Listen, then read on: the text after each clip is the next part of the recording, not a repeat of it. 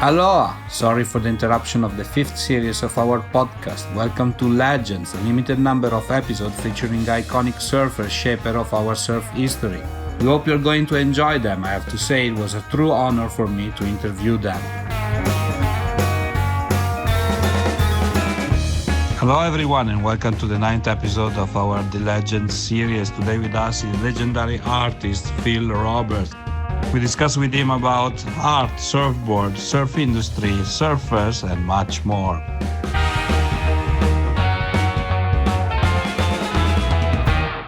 Hi, Phil. Welcome to the show. Where are you today?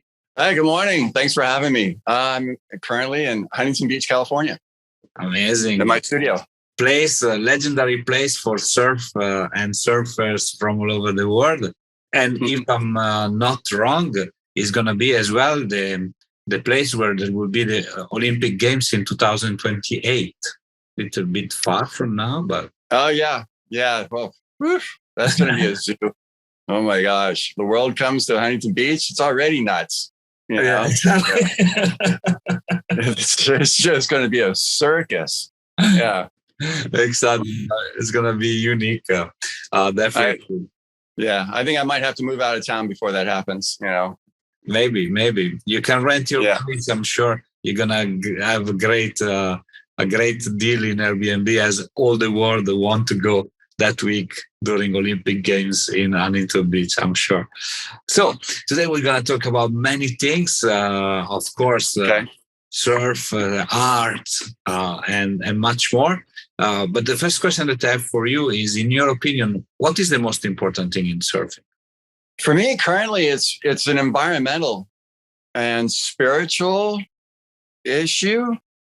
Surfers, we have such an intimate relationship with the ocean, and only we know the amazing healing qualities that, surfing in the ocean has. Everything from just the mental, spiritual side of it to the scientific side of it, of swimming around in positive electrons and ions that really charge your body. And in the current world state, after, recent pandemics, I think personal health for everybody is a top issue, because I think everybody's asking questions about how are we going to get beyond this point? And also, we really need to take care of the planet. We're 78% water. And so there is a connection, a physical connection to water and the ocean. And, so I think it's important for all of us to, I know that consciously, we're all on the same page as far as surfers, as far as what we want to achieve, and letting the rest of the world know how important, a relationship with the ocean is, just for the mental stability state of helping everybody else get beyond this point, and finding a healthier and happier way of living. And also, and mental stability and wellness and health is having a relationship with Mother Nature. Yeah. So I think that is probably top priority. And that is the topic of conversations that I have with all my artist friends and all my surfer friends right now. Definitely. And one good thing from the COVID time, talking with a lot of people in the surf industry or culture, is that this COVID time brought a lot of people close to the ocean and to the beach, and maybe they were surfing and then they started to surf again, or because the ocean was the only outlet for so many people, the only place where they could go, they were allowed to go, right, during the lockdown, and so it's one of the few things that you can still do that's almost free, completely free. And I know that out here in California, what we experienced, during the quarantine lockdown of 2020, is that everybody who had surfing on their list, to learn, they, took their stimulus packages, went out, brought a surfboard, and went surfing. And never have I ever seen the surf lineup so crowded with beginners, and it's wonderful to see, but then, your favorite spot all of a sudden just gained another 20 or 40 guys. And, now, and your natural intention is to go, oh God, I got to get out of here and go to Costa Rica and find my private little surf break. But, we weren't allowed to travel. So, do what we can do. I think it'll all level out, and when people get back to work. The projection of people that will start to surf is huge. Like not only because of the COVID, but in general because of the sport is getting more and more followers, and more and more people from all over the world will start, and the beaches will be like completely crowded. Thinking about maybe 30 years from now, you have to get the ticket in order to go to surf.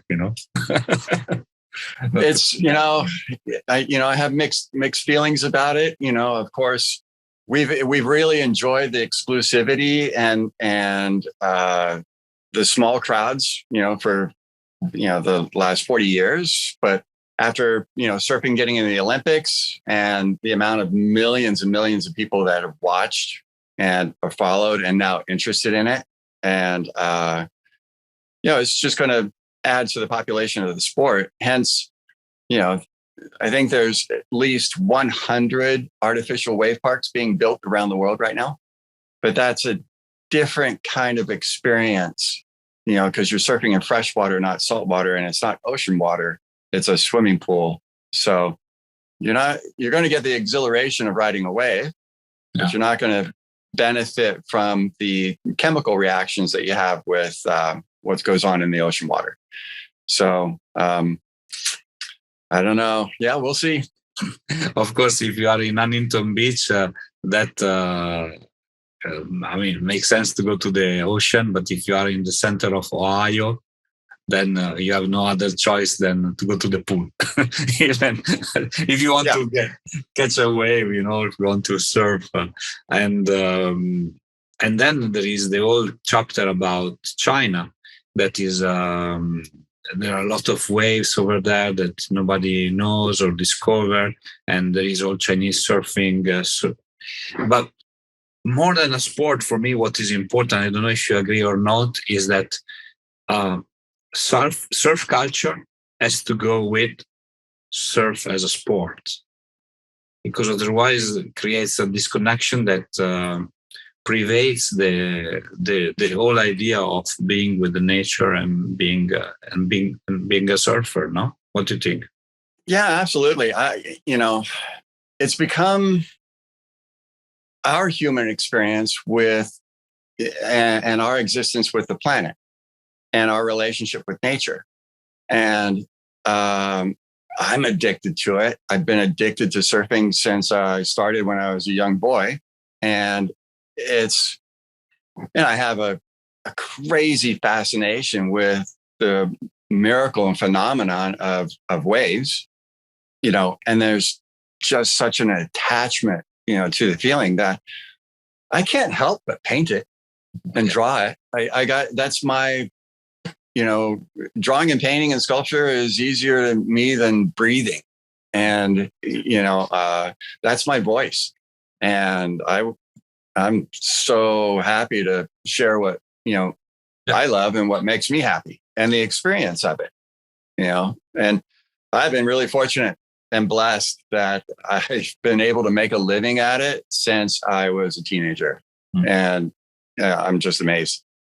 We're going to talk about you as an artist in a few seconds, but staying with you as a surfer, what was your first proper surfboard? Means the one that after that you tried surfing, that you bought or has been given to you. What was that?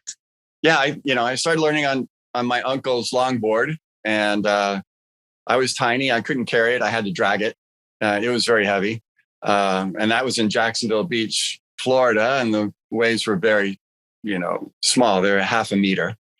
I finally I started selling artwork, and saved up enough money, and I purchased a Dick-a-tree golden yellow twin fin fish with a swallowtail. And that was my first board. I was so stoked to have a Dick-a-tree, and he's U.S. East Coast surfing champion, East Coast Surfing Hall of Famer, legendary. And he competed in the Duke and Conomoco contest back in 1965, 66, something like that. But I mean, he's a Florida legend. And that was my first board. And I loved it. And it was great for Florida. It was perfect for Florida. And after that point, do you still have it by chance or no? Oh no. I dropped in on a bully and got in a fight, and he took my board away from me and threw a rock on it and dinged it all up and destroyed it. So, oh my God. Yeah, I was a little skinny redhead with freckles. I got picked on a lot. So, but it wasn't long after buying that board. Just 2 years later, I was actually airbrushing surfboards for Dick-a-tree in his factory. And then I started making my own boards. Yeah. And then I had made myself a board, and I had painted a full 5-foot airbrush portrait of Playboy magazine Miss April. Wow. Spread butt ass naked on the bottom of my surfboard. And I bet. Boy, did I get looks. A lot of dirty looks. 15-year-old boy carrying a naked woman around on his surfboard everywhere. Rebel. I wish I still had that board. I wish I had that board. That was epic. Maybe somewhere, you never know. Sometimes somewhere will appear. Yeah, and all those boards I did back then in the 80s are all showing up all of a sudden. People are pulling them out of the closets. Okay, yeah. So sooner or later there will be time also for that one.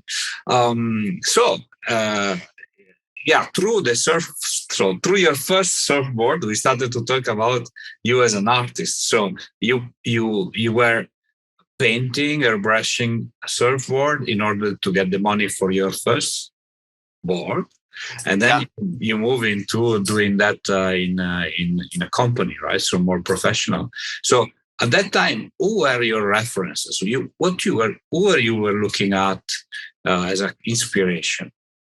I at art school, or I had art class in high school, and I just got introduced and had to do a school report, and I picked Leonardo da Vinci. Okay. And I copied Leonardo da Vinci's self-portrait. And that was my first introduction to Da Vinci. And then that opened up my world to art history. Okay. And immediately after that, it was Michelangelo. But then there's some local artists that were airbrush artists. Where I grew up, it was the center of the surfboard industry for the entire eastern seaboard. Okay. So all of the surfboard manufacturers were in, Merritt Island, Cocoa Beach, Melbourne Beach, Indy Atlantic, that little surf capital of Central Florida. So there are a handful of really good airbrush artists there, like Henry Lund and Michael Gray and Mike Nimnick. And all these guys were, at least 5 to 10 years older than I was, and already making a living at airbrushing surfboards. And then I showed up and started spraying boards. And, it was highly competitive, very competitive in that neighborhood. But there was plenty of work to go around.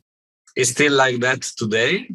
The world of surf artists, or is that a very competitive place?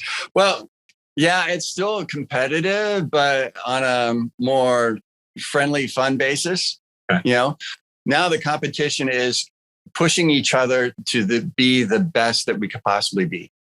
Okay. So, being out here in Huntington Beach, this is, the surf clothing surf culture capital of the United States and influences the rest of the world. So there is a tremendous, enormous amount of talented surf artists just in this neighborhood. And we all know each other. Oh, okay. And we all hang out. We all have shows together. We're all encouraging each other. And, my best friend is Rick Wheatfield, the artist who created Maui and Sons. And, we're like brothers, but we compete really hard against each other, and we're push each other, to, limits beyond what we thought we could do. And it's really fun to have Rick in my life because I live to beat him. Yeah. It's a good competition if it pushes you to do better, right? Oh, yeah. Yeah, very much. Yeah. Rick and I have been pushing each other since, for 40 years now. Okay. and we drive each other crazy. Yeah. Yeah. I guess so. But if for 40 years you're competing, at the certain point, it's like difficult to handle. But we're like a couple of brothers. We're always picking on each other. Yeah, I'm his annoying little younger brother. I bug the crap out of him. I believe in the fact that positive competition brings to evolution. And if we think about, supermarket competition where you just need to drop the price in order to sell or to have the best space, that is not really the competition that promotes something, right? Creativity is something that has no boundaries, right? And so by definition should be. Yeah. We compete to improve each other. To push each other, to evolve and to really push each other's limits and go beyond what we even ever dreamed of doing. And it's, puts a lot of fire in our coffee in the morning. Definitely. Now I realize, when we were talking, the self-portrait of Leonardo da Vinci is super difficult. It's very detailed. I have a memory of that. And that's kind of a strong task, a very difficult task to face as first one, right? You went Leonardo and Michelangelo. Well. Yeah, I'm a cocky little guy. I just I didn't really familiar with their history. I wasn't, that knowledgeable of how big of a legends they were or are. And I just look at it going, I could do that, and I take on the task. And, it's part of the learning process. All those great masters learned by copying somebody else's work. I think Michelangelo worked by copying Donatello. And, so that's how I learned. Okay. It's a good masters, a good reference point, definitely. Yeah. I had great teachers. Yeah. Great teachers. So we started this interview asking you what is the most important thing in surfing, but as an artist, what is the most important thing in your opinion? For me, it's inspiring. My mission in life has always been to inspire creativity amongst everybody else. The general feeling out there is that if you're not born with artistic talent, then you're not going to try and be an artist. But I don't find that true. I believe every child is born with creativity and artistic talent. It's just, after middle school, they're told to specialize in something that they're really good at. And I don't think creativity and art it should be the vital, most important part of education for a child growing up, because that's where ingenuity and inventiveness happens. Your imagination is where you're connected to the universe or God that sends you messages of, what you could be doing in your life and what your purpose is and what your personal talents and missions are. And, Einstein Albert Einstein said, all the genius in the world isn't worth anything unless you have imagination to go with it, because that is where ingenuity comes from. And I've inspired a lot of artists in my life.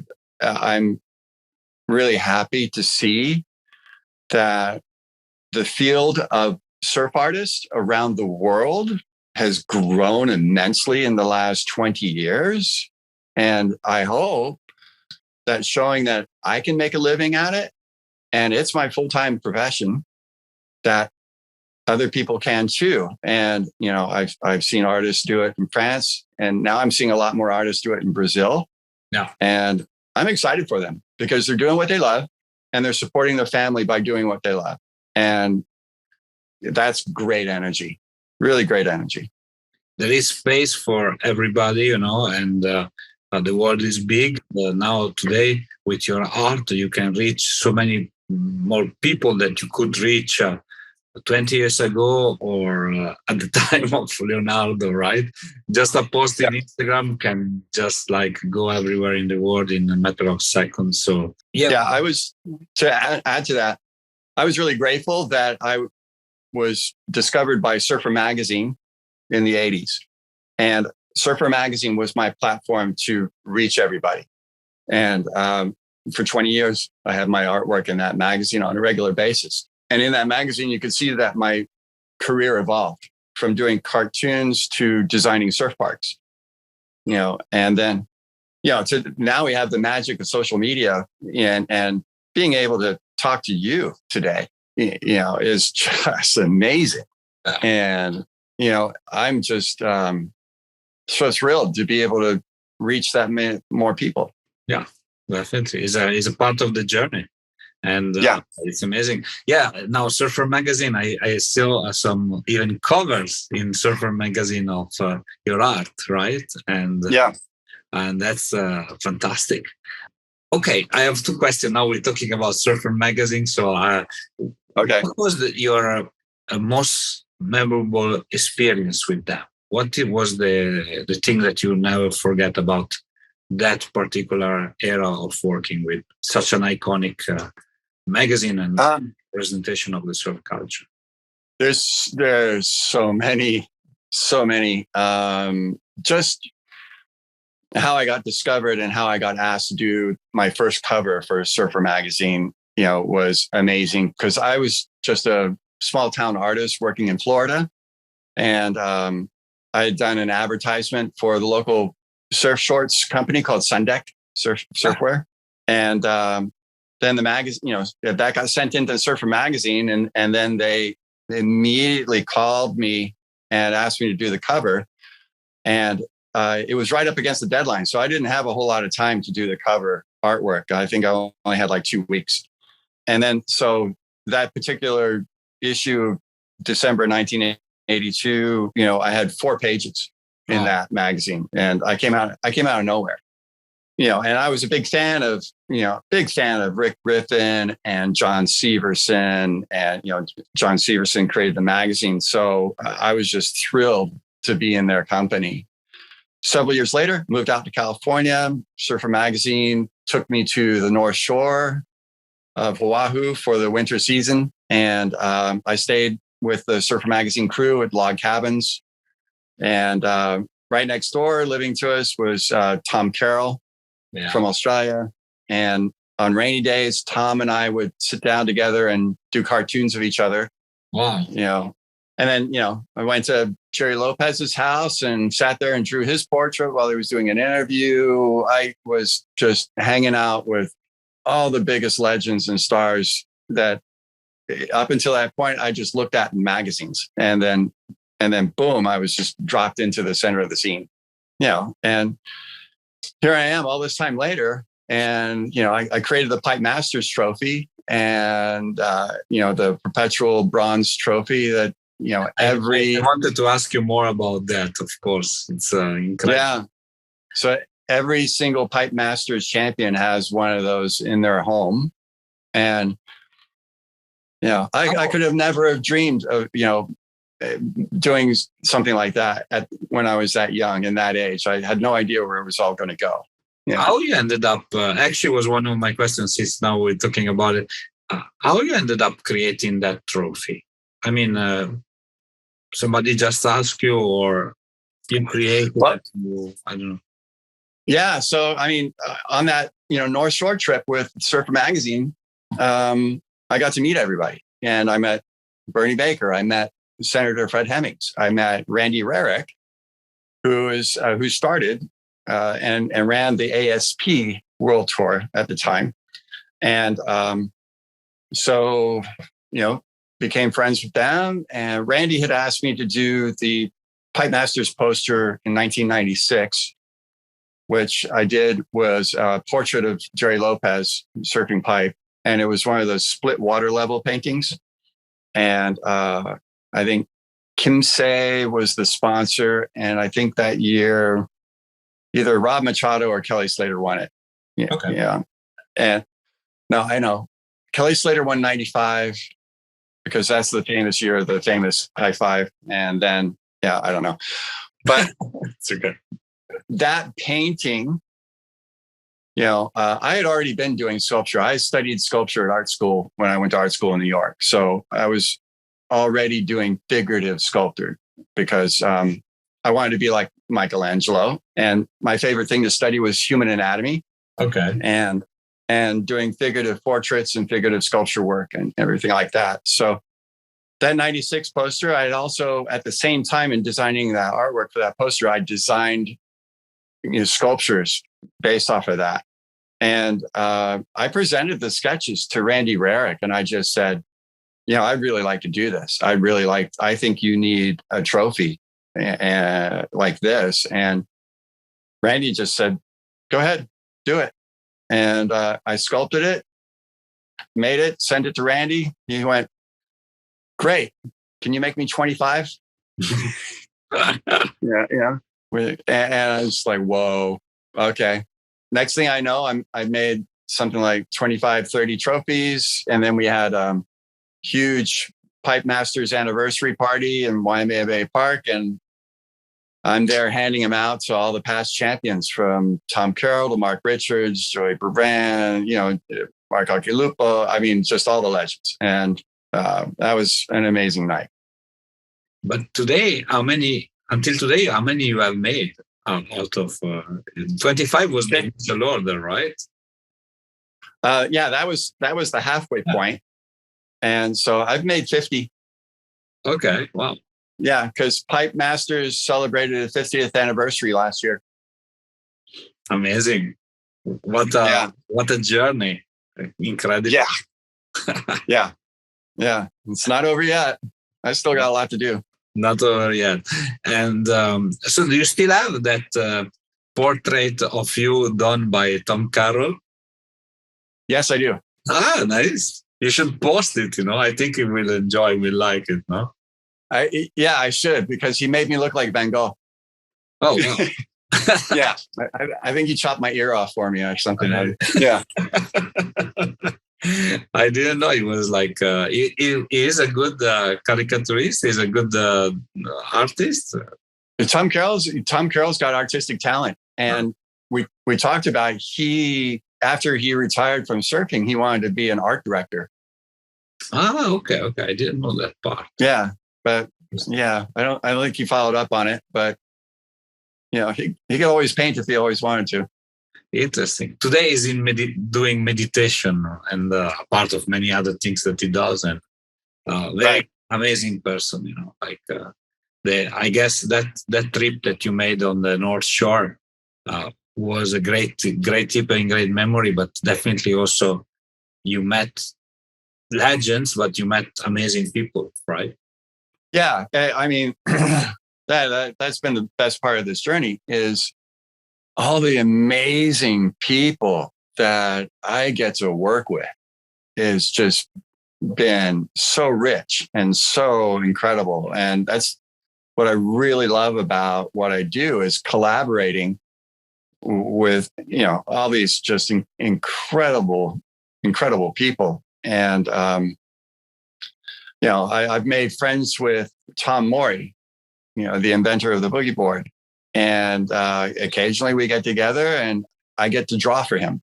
And he explains to me his ideas and his inventions, and then I just draw them down into pictures, and we collaborate on things like that. And it's just, sharing intellect and having those kind of experiences with legends is just, I've been blessed. I've been really blessed to have that kind of life. It's all about the exchange, exchange between people, exchange between competitor, like we were saying before, that fosters dialogue and creativity and makes things better for everybody, right? Well, if everybody was playing in his own kingdom, let's say, then you would not have the same effect. And but amazing people that you met, you named some of the most important legend of the sport, and definitely North Shore is a great place to meet still today to meet. I feel like I was raised by the surfing community. I didn't do this alone. And I've had so much encouragement and so much help with all of these legends, taking me under their wing and opening up doors for me and creating opportunities. And I've created a big, big family. Okay. And I love that. Let's take as an example the Master Trophy or one airbrush surfboard. How does it work? Like you have already an idea in your head, or you just like do a sketch before, or you just take and you start to sculpt the mold of the sculpture, or paint the board. How does it work? Do you have like a specific way of doing things? I am constantly always coming up with ideas. And I dream all day. I'll dream all night. Okay. And when I get ideas, I draw them down. And I just think, oh, God, this would be great. Wow, this would be fun to make, And so I have so much confidence in the ideas that are downloaded to me that I just see them as messages of saying, oh, okay, I need to do this now, or I need to do that now. And I've seen so many things that, I've gotten involved with, or so many ideas that I've done that have become very successful around the world and have been repeated by so many other artists, that I'm like, okay, that's how I contribute to society and to the artist community at this point. They need to see this, so I don't question, and I have full faith in the ideas that are downloaded into my brain. I just go ahead and I make them, and then I find the right person to, make it happen. Okay. Interesting. So I create my career. I'm in charge of creating my life. Definitely. Is a different kind of shaping, right? But still, it's all connected, right? If you think about I don't wait for anybody to tell me what to do. I just go ahead and do it. Perfect. Actually, it goes back to the freedom that of the artist that we were talking before. If the artist. I mean, look at Da Vinci. He was a visionary. And he was just downloading ideas of what he was supposed to be working on. And everyone went to him for his visions and his insight. And he was a leader that way. Every artist is a visionary. Oh, yes, of course. And so that is our gift to everybody else. And we should be exercising that to the fullest with utmost confidence. Yeah. If you're thinking about, you were talking about Michelangelo in the sculpture, you can talk about Bernini in the sculpture, those are. I love Bernini. You see, they were seeing things, even they were sketching it, but they were seeing things realized much before they were even made or thought and discussed. And I think that is the power of it's the power of art. Yeah. And creativity. And we should be in more respected positions to be listened to. Definitely. For developing harmonious communities, and as surfers, we know better than anybody else how to harmonize with nature and to live within it and not to destroy it. No, definitely. So let's go back to North Shore, or let's go back to your travels. Was there like a surfer or a personality in the world of surf culture that a meeting that was particularly meaningful for you, that you will remember forever? There's quite a few. Jerry Lopez is the top because he's a reluctant leader. He is a spiritual leader. Yeah. He is our guru. He is our Buddha. And, he has really connected with the ocean and is showing us how to live in harmony with the ocean. And he is Wu Wei. He is just, and he never set out to be that way. He's just being him, and he's just doing his thing. But, watching him, listening to him, seeing how he reacts with people and how much love that he has and embracing everybody is just an inspiration. And out of all the surfers, I've done more portraits of Jerry than anybody else. I mean, I've done a lot of portraits of Kelly Slater and Greg Knoll, the legendary Greg Knoll, who recently passed away. I had a 20-year working relationship with Greg, doing all kinds of things for him.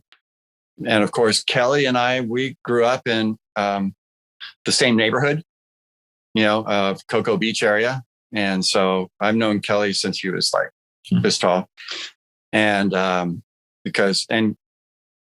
so for me, Jerry Lopez has been an inspiration on just being a great person and living and how to live and how to be spiritual. And I still enjoy doing his portrait. Amazing. Thank you for sharing.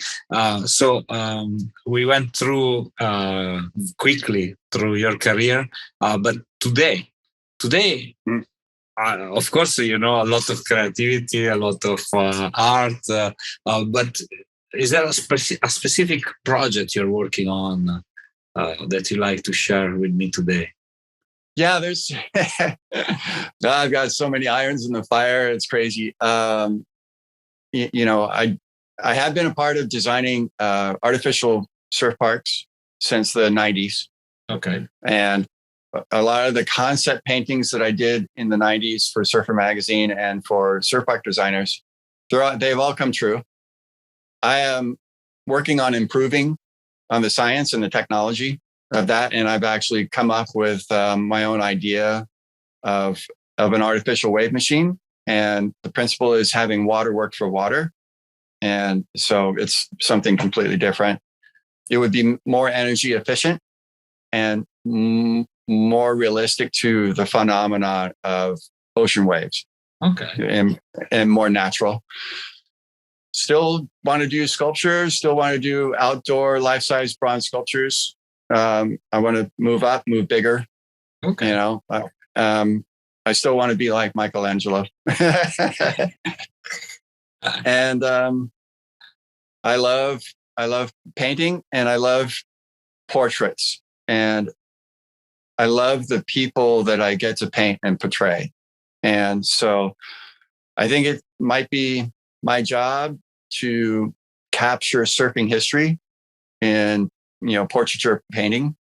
And I love the ability to immortalize my friends in oil paintings, and have those paintings go up in museums, and just like this Mark Richards painting on a surfboard back here, or Joel Parko here at Mundaka. That's my gift, and I want to continue doing that. Amazing, definitely. Your art is so amazing that definitely, for what it matters, a big push from my side. I love it so well. I mean, fantastic. Thank you.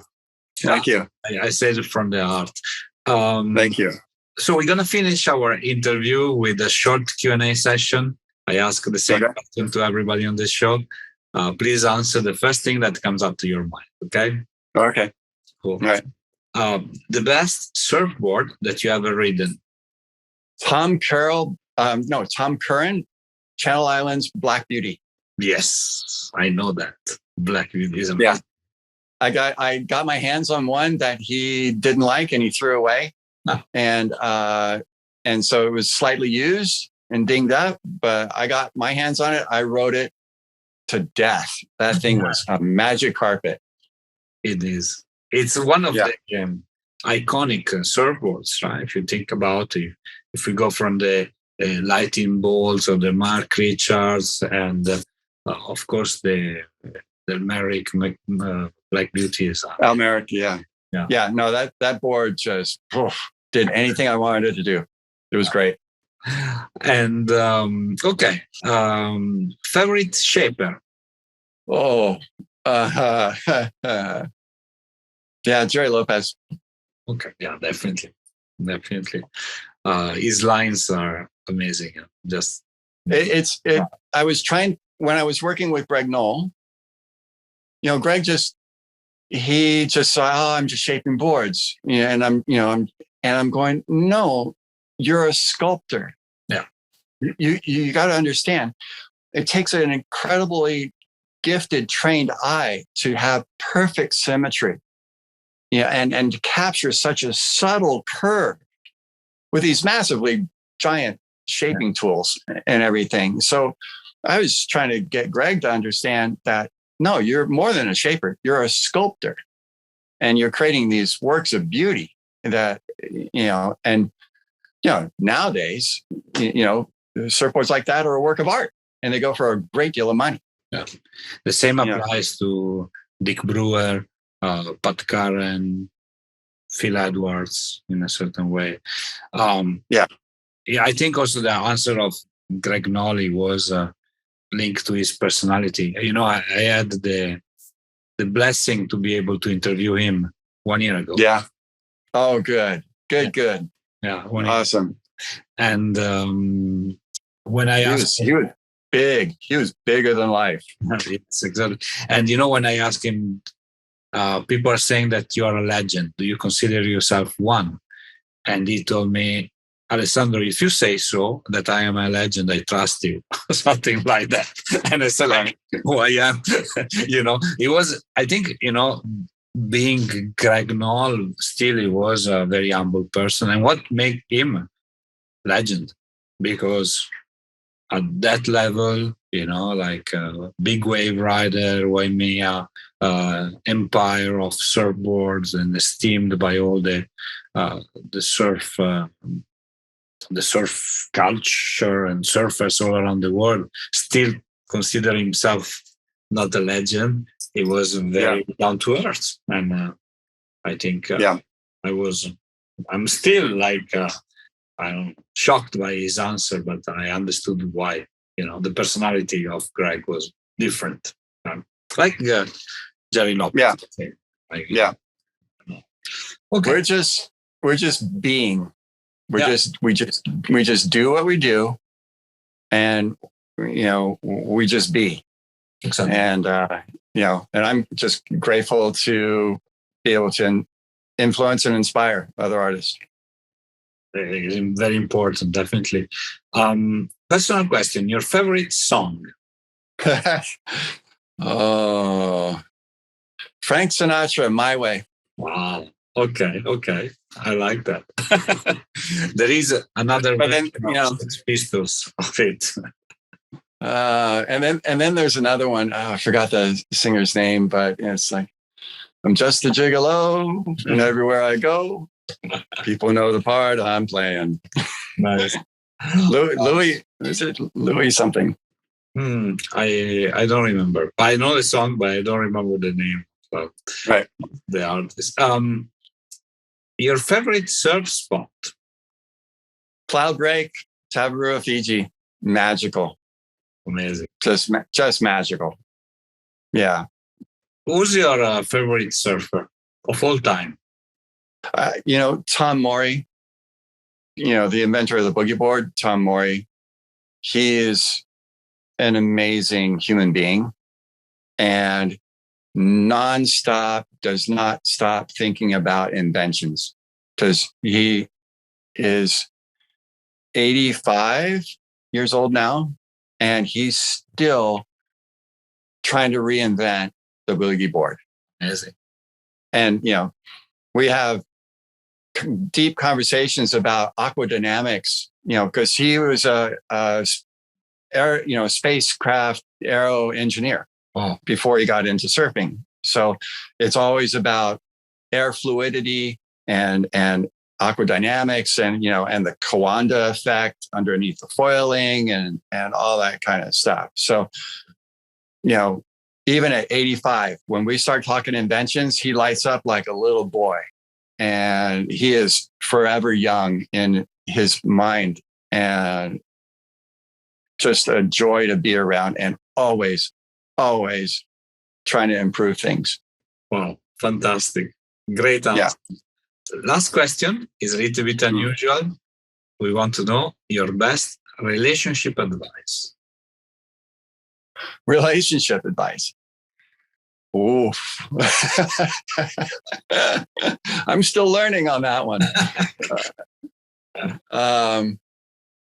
It's not only a romantic relationship, it can be a friendship relationship, a human relationship. Is not necessarily. Respect that everybody has their own view of reality of the situation based off of their life experiences from childhood. And, that you may have said something one way, they heard it completely different. And so communicating clearly so you're both on the same page, and that your partner understands that you never intend to hurt, that everything you say comes from love and support. And if there's a misunderstanding, clear it up. I'm a bit of an empath. I'm very sensitive, and I get lost in feeling the other person's pain. And it's hard to differentiate where the line is between how I feel and how they feel. And so if my partner gets hurt, I feel it, and it hurts me. And so just a simple conversation and communicating honestly about your feelings clears up a lot of misunderstandings, and you bridge together that you're on each other's side, and then you're working together as partners, as a union, to elevate each other to be the best that you could possibly be. And that comes from love. And I don't know. It comes from love. It happens also between friends and people. If we were all able to communicate more without judgment, then the society where we're living would be much better. Yeah, there'd be less misunderstandings. There'd be less hostile, and we'd all understand that we're all on the same page. We all want the same thing. It's just to have a loving family, and for us to live safely and have a roof over our head and food in our mouths, and to have a good time. But it's just communicating. Yeah. So important. Yeah. So important. Thank you, Phil, for being on the show with me today. And it's been my pleasure talking to you. Thanks for asking me. I look forward to speak with you very soon. Yeah, call anytime. Yeah, I really enjoyed this. Cool. Thank you so much. So much. Bye.